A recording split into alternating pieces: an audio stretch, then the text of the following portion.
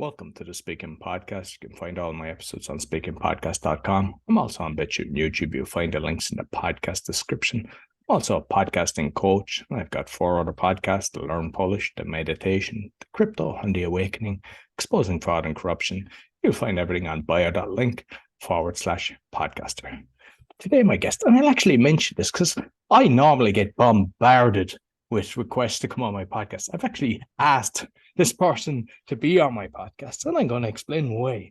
High stakes performance coach, professional speaker, a voiceover artist, award-winning performer, and also an author. Please welcome John Watkis. Did I pronounce your surname correctly? You got it right, Roy. Thank you so much. Pleasure to be here. So I know you're not doing that much, but I mean, you might let people know. You might let people know a bit more about John. To start with, I'll say that I'm a voiceover artist, and I prefer working in the e-learning space, the narration, as well as being a professional speaker. I've started speaking back in 1996, originally from Canada. I was also the first Black male to be a professional member of the Canadian Association of Professional Speakers. I now am living in the warmth of sunny Florida, but before I left Canada, I also performed as the first Canadian-born actor to play Mufasa in the Disney musical The Lion King. I'm an author of a book called Speaking Notes. It's the 8 essential elements to make your speech music to their ears. It's the only book that shows you how to take the composition of a song and apply it to a speech so that your audience remembers, repeats, and responds to what you say. And I also coach speakers, professionals, I should say, because they're not all necessarily speakers, but I coach professionals for high stakes situations where they have to give a presentation or a pitch or do an interview, and there's only one shot at winning. Yeah, excellent. I know there's a lot we can delve into, but first I'd like to know, how did you get speaking when you were younger? What way did it all come about? I was working for a company that now wouldn't be able to operate. It was called Columbia House.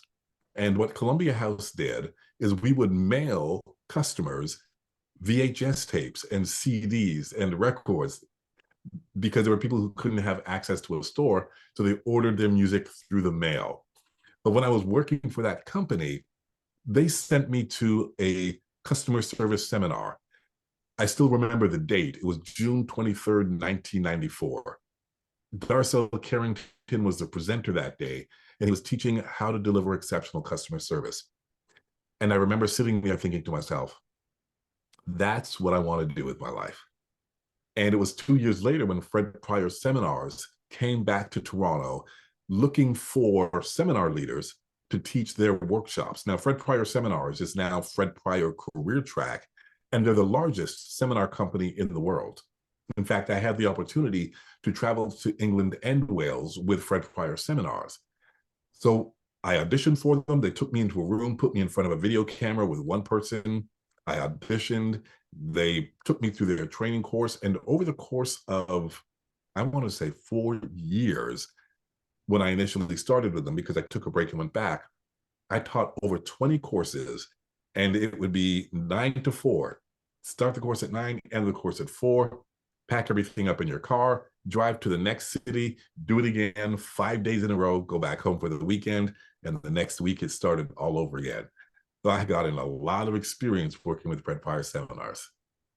But I'd say that's very tiring as well when you're actually, because same with, I suppose, depending, because in the current situation, a lot of people are actually delighted that they were doing a lot of their speeches on Zoom instead of traveling. But for something like that, where you're basically, because you kind of get grounded in, you mentioned before we started recording, you've done your training, and I like doing that as well. But I found when you're moving around, trying to get a routine is very hard. Did you find that it was hard to stay grounded when you're kind of doing a lot of that? I don't know that it was hard to stay grounded because I did have my routine on the road, and it was listening to a lot of, we had cassettes at the time, there were cassettes in cars. So when I drove from one city to the next, I would just play a cassette and I would listen to it and iron my clothes when I got to, or press my clothes when I got to the hotel.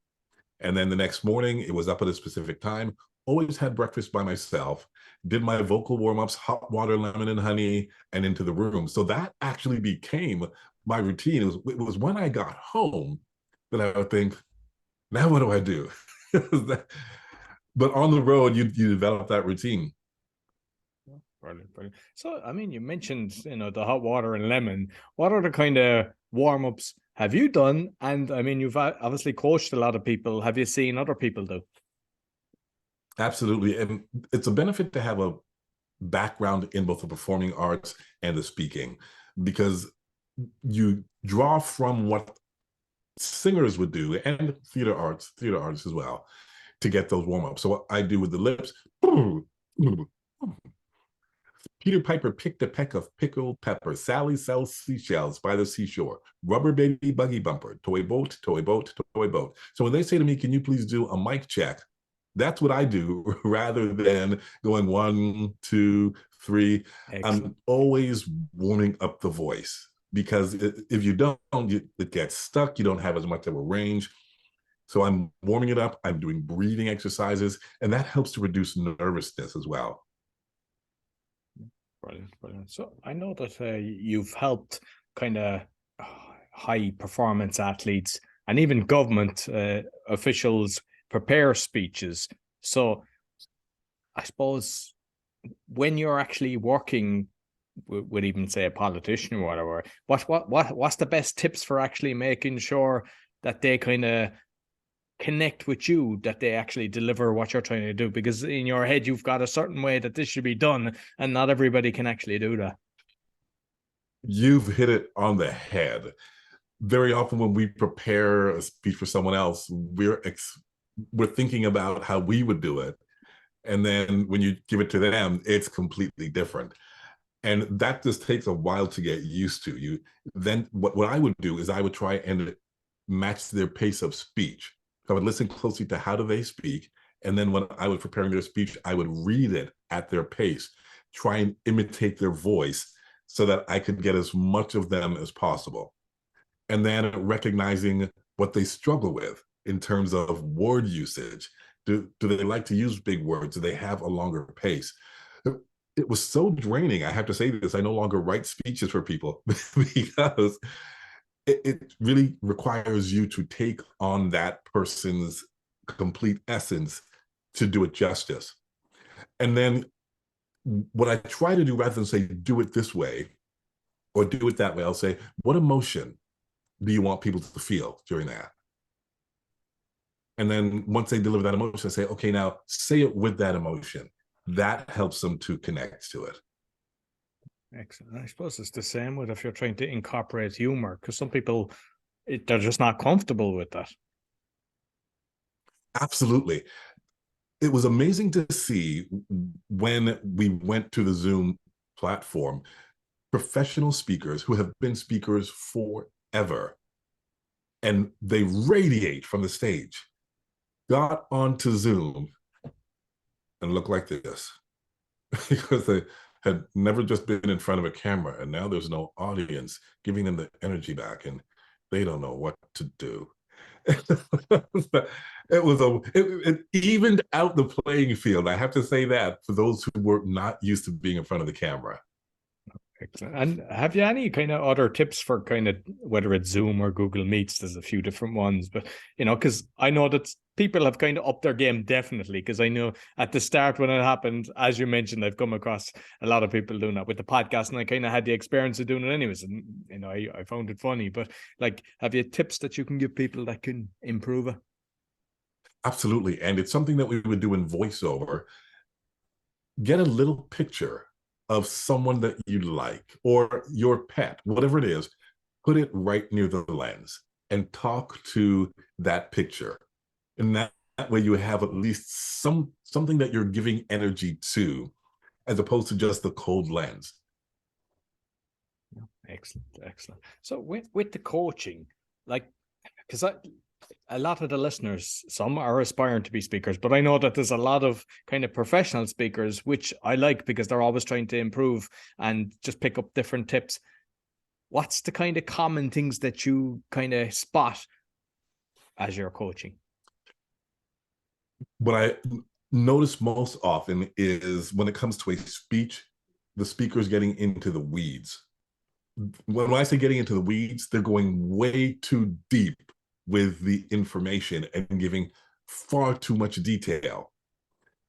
When we're giving a presentation, especially one that is short, you want people to remember as much as they can. And the only way they're going to remember is if you minimize the details and expand on the concept. So what pictures can you paint? What analogies can you use? Because otherwise, we get so deep into the detail, the audience gets lost. And it's not like reading a book. If you get lost, you can't go back and see what you just read. So you're always trying to follow the speaker, and most speakers are giving too much detail, and it doesn't engage or keep the audience on track. That's the second aspect I would say is also a big mistake. When we speak, we want to give people information. Before they're ready to absorb the information, we have to prepare them. Just like you would prepare soil before you put a seed in. Well, how do you prepare an audience? You either provide them with a scenario or ask them with a question that will make them want to hear what comes next. And most speakers just want to tell you what comes next. Here's the information you need to know, but they don't necessarily know why it's important to listen to it. So a big mistake is just giving the information without providing context or reason why they should listen a little bit closer. One thing I've noticed is a lot of people are actually very uncomfortable with the applause. They just want to get off stage, and you can see the relief, just leaving their body. And I've seen other people, it's like they just suck in the energy. So, I mean, you've obviously witnessed that as well. Absolutely. And I have given that particular piece of instruction to many speakers. Say, let them enjoy your presence when they're giving you applause. They're saying how much they appreciate you. Wait until they're done before you take off. It is amazing to see how quickly people want to get off that stage or from in front of that audience. And you mentioned Mustafa, I believe, is the role that Mufasa. Yeah, I have more, but yeah. I checked it. So that's the line for those. But I mean that's a major role that you've got. So you might just kind of talk a bit about that, how that came about. That was one of those serendipitous moments. I was coming back from speaking. I was still speaking full time for Fred Pryor. I was on an airplane. I can't remember from which city, and I opened up the newspaper. The ad said singers wanted for The Lion King. And what they wanted was for you to do 16 bars a cappella of a song. Now that means without music. I do karaoke, or I did karaoke on the road all the time when I was traveling. And I do have I had a background in art school. I was a theater arts major. They kicked me out, but I was a theater arts major. Anyhow, I figured, you know what? My karaoke is pretty good. Let me go audition for the show. And when I arrived at the audition, they said to me, do you have your sheet music? Now, it said in the ad a cappella, so I didn't bring any sheet music. But there were hundreds of people auditioning that day, and that meant I had 3 hours before my audition. So I went to the music store. I bought the music for I Just Called to Say I Love You, which was my go-to karaoke song, and I went back. I auditioned, and they gave me a script, and it said Mufasa. And I went for a few callbacks and eventually got into the show. So it wasn't as if I was searching for this opportunity or I had auditioned for so many shows. It was pretty much the equivalent of walking off the street and going into a pro athlete's audition or tryout and being put on the team. It was one of the most fascinating experiences I have ever had. But I suppose all them days that you were actually going from one place to a next in the car for all your preparation is the reason that you had the confidence as well to come across. So not fantastic. Absolutely. And the more you stand on a stage or the more you stand in front of a group, whether it's Toastmasters or whether it's your local meeting, the more you do it, the more confident you will become. And then in those high stake situations, you're ready to perform. Excellent. And like I know that I think it was your one of the websites that I was looking, just gone through all the different things that you've got, like the voiceover that you do for commercials, which is very good. But I suppose some people aspire to do that. So you might kind of talk about the pros and cons and things to watch out for if you're actually doing voiceover on a commercial. The voiceover, a lot of people are told, hey, you have a great voice, you should do voiceover. And as much as that helps, the most important part of voiceover is being able to act. It's really called voice acting. So can you add emotion? Can you change up your voice? Because right now, a lot of the reads say we don't want a radio announcer style. Can you be conversational in your read? And I would urge everyone who thinks about being a voice actor to read out loud daily. Pick up a newspaper, look at your iPad or whatever, and read out loud every day, because that is the key to voice acting, is being able to look at a script and then interpret it different ways. So I can read a line, why are you coming? Why are you coming? Why are you coming? But it's based on what the director is asking you for. And so they'll say, here is the type of read we want, and you have to interpret that and go, which also means be willing to keep auditioning, because even if you don't get picked for a particular piece or commercial, that producer may be thinking, this is not where the voice fits, but I know another project where it will. So even though you think you're auditioning for that particular piece, you may be auditioning for something else down the road as well. And I suppose with that, when you are auditioning, it's always to stay in a positive emotion, because even if they say, sorry, you don't get that, if you throw a strop, which some people, they just can't control their emotions, they walk out narky or give a little. Whereas if you're respectful and professional and just say, look, I appreciate the opportunity anyway, at the end of the day, they want to work with somebody that they respect and respects them. Absolutely. That extra part that doesn't have anything to do with your talent, your attitude, your point of view, the way you behave, plays a large part, because you can be talented beyond means, but if people don't like working with you, you'll find very often that you are left out in the cold. Excellent. So, how do you make your speech sound like music? When I think about music, I think about the most important part, or at least the central part of music, and that is the chorus. It's the part we sing over and over and over again. It's what the song is all about. And when we do a presentation, when we give a speech, we should have a chorus. We should be able to have people walk away from that speech. And when someone says, what did Roy talk about? They can tell you specifically in a succinct sentence, this is what he spoke about today. Now, when I came up with this concept, it was actually, I had written a speech for a client, and she sent me back an email saying how well the speech went. And then at the end of the email, she said, P.S., do you play a musical instrument?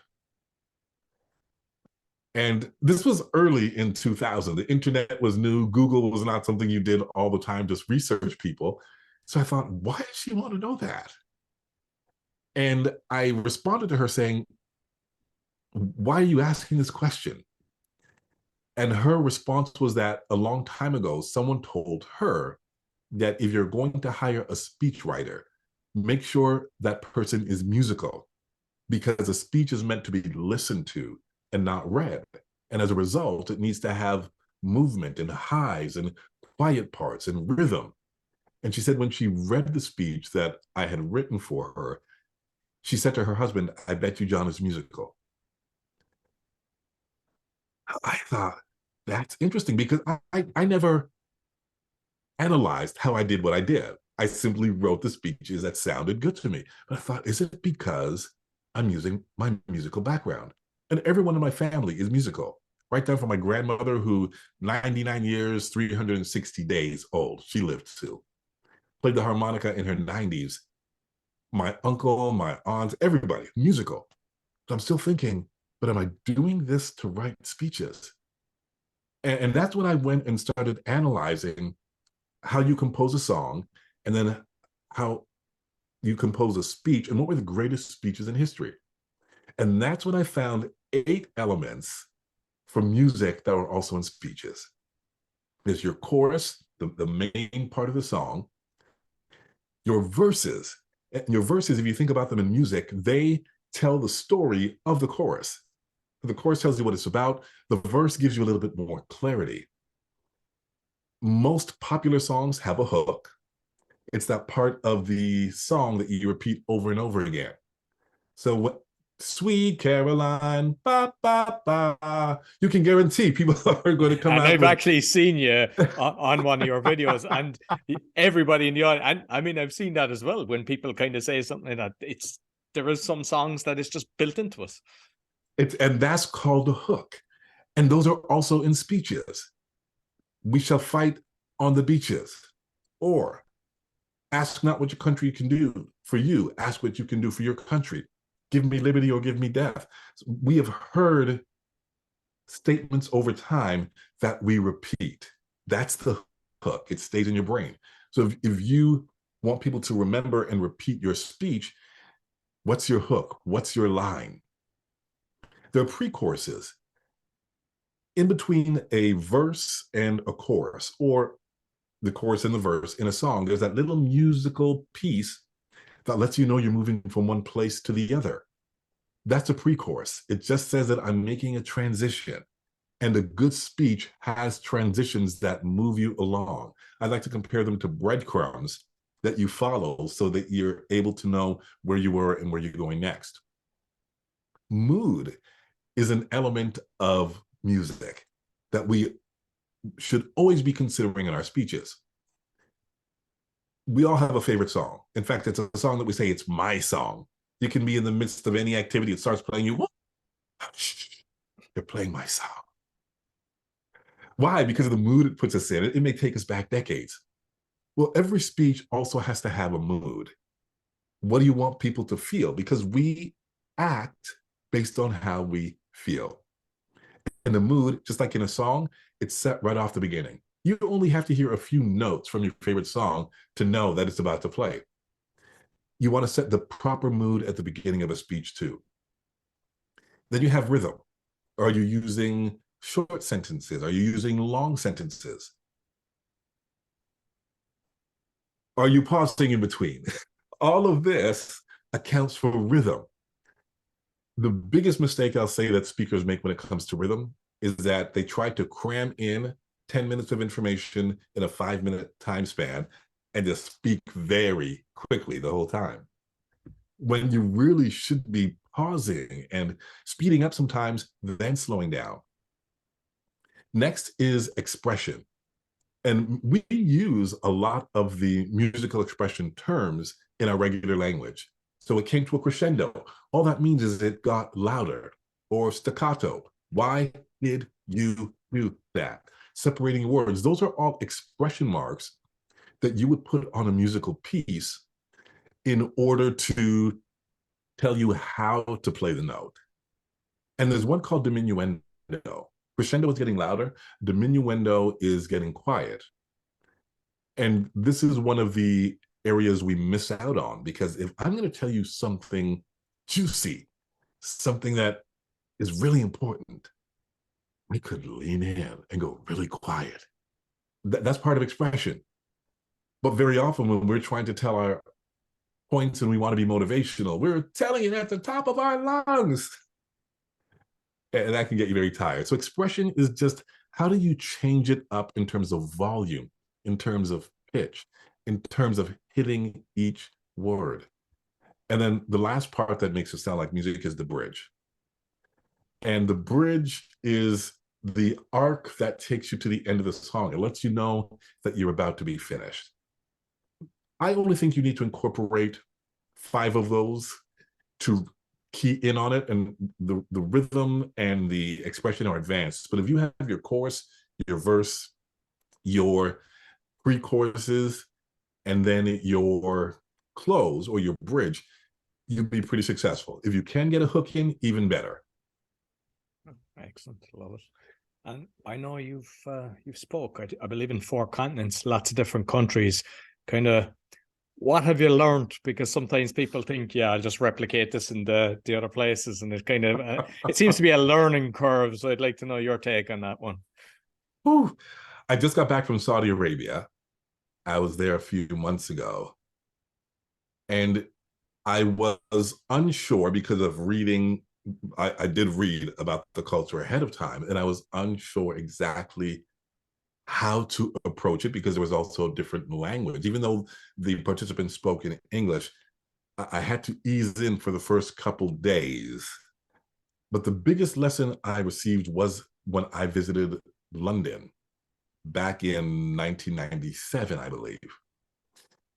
And I was teaching a presentation skills course and giving information based on what would happen in the US. So, for example, in the US, we have consistent or constant commercials. Whereas I mentioned that in the session in London, and someone wrote on my evaluation form, when you go to a different country, you should study the culture before making these statements. We don't have commercials every 2 minutes. It was, and of course, it was hard to stomach, but it was a great lesson. Understand the culture and what is different from where you are. And you need to do this with every audience, but especially when you're jumping from continent to continent, you had better learn what their norms are before trying to state what happens or going back to what you're used to. Completely different worlds. Excellent. So I know, like, say, the coaching, the speaking, and say like the voiceover as well. Maybe you like. I believe you've got 2 or 3 different companies. Like, what's your reasoning behind that? And do you recommend people, because sometimes people put everything under the one umbrella, and I just know from property I didn't do that and it saved me. And I'm just curious, what's your reasoning behind that? I wish I had reasoning. I am what I like to call an artistpreneur. I have a business side, I have an entrepreneurial side, and I have my creative side. And the creative side doesn't necessarily have a rhyme or reason. And so I follow the flow that I'm in. And the voiceover and the performing are elements that I enjoy doing, and I'm growing. My speaking I've been doing for decades now. And so that is a different revenue stream. I'm actually bringing them together.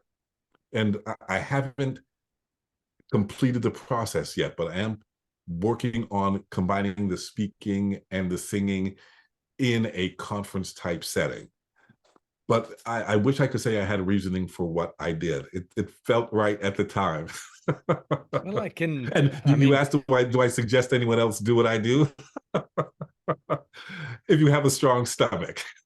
well, I suppose it's not one that there's many kind of court cases for, whereas property is. So, I understand it with some businesses because you don't want everything to kind of knock down the rest of them. But in that kind of situation, I don't see the audience member taking you to court because they didn't like what you said.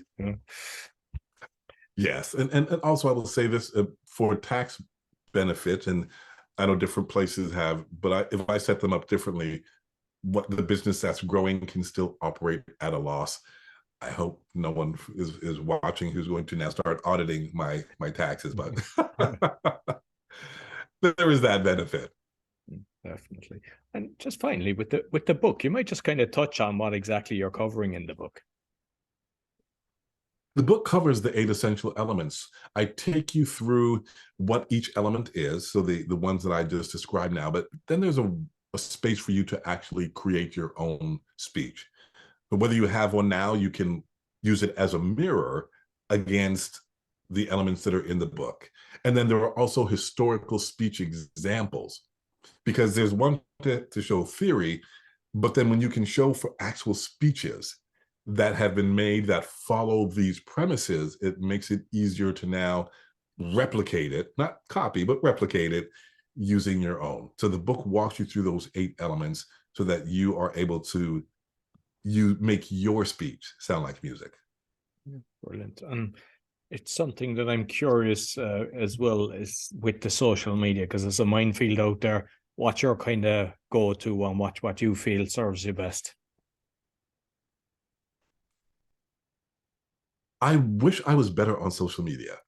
Now, LinkedIn is really if you're looking business wise, LinkedIn is the best place to be. I need to utilize it more. I am by nature an introvert. And as a result, I'll get on the stage, I'll do what I have to do, and then I come back to my cave. So it is a challenge for me to continually put myself on social media platforms. But LinkedIn definitely yields a lot of benefits. I've had clients who see an article or watch a video, and I get connected through them. That's the only platform that has happened on. There is an audio only platform, and it's called Clubhouse. Initially, when it came out, and it really expanded during COVID, and once we started to get back out and into physical places again, it's gone down. But that was a wonderful client generating tool for me, even though that's not what I wanted it to be. I got into rooms on Clubhouse. I held sessions. I helped people with presentations. I gave tips, and people would say, I would love for you to coach me. So I would say those two have been my biggest winners in terms of social media. First LinkedIn, then Clubhouse. And I'm still on Instagram and Facebook, but I just put pictures of my pancakes because I make gourmet pancakes and I put them on every week or as often as I make them or eat them.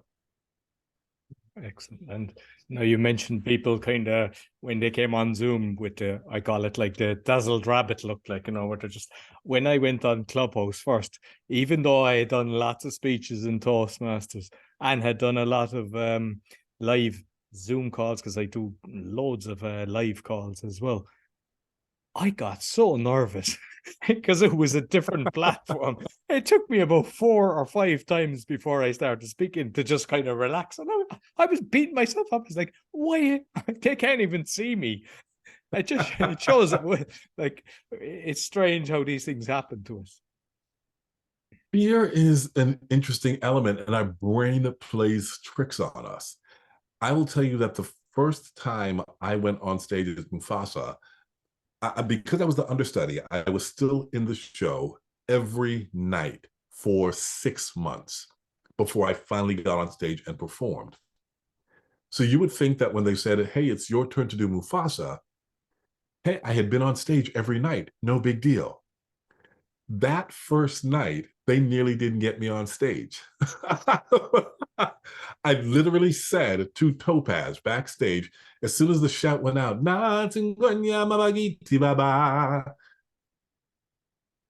I can't do this. And it was, I've never felt fear like that. But why? I've been doing the show for months. So yes, sometimes fear grips us, whether it's on the phone, on Zoom. It is a part of what happens. And it didn't happen again after that. But I think when we go back to the well, so to speak, when we just keep repeating the pattern, the confidence level increases. So whether it's the Clubhouse or it's Zoom or Facebook Live, whatever it is, if you're feeling that fear, go back, do it again. It will start to go down. Yeah, face the fear and it dissipates, definitely. So yes, yeah, I thoroughly enjoyed our conversation. So you might let people know how they can get in contact with you, John. Absolutely. I am John Watkis pretty much everywhere you can find. So my website is www.johnwatkis.com. And you can find me on Instagram, John Watkis. Facebook should be John Watkis as well. I may actually have 2 there. Twitter, John Watkis, LinkedIn. So usually all one word, but I'm pretty easy to find on my social media channels. Excellent. I'll make sure I'll include the audio and the video. Thank you very much, John. Roy, thank you so much. It's been a pleasure. So that's all for the Speaking Podcast. You'll find all our episodes on speakingpodcast.com. As mentioned, we're on BitChute and YouTube. You'll find my other 4 podcasts, as well as the coaching on bio.link/podcaster. Sure to give us a thumbs up, 5-star rating. Really helps. Until next week, take care.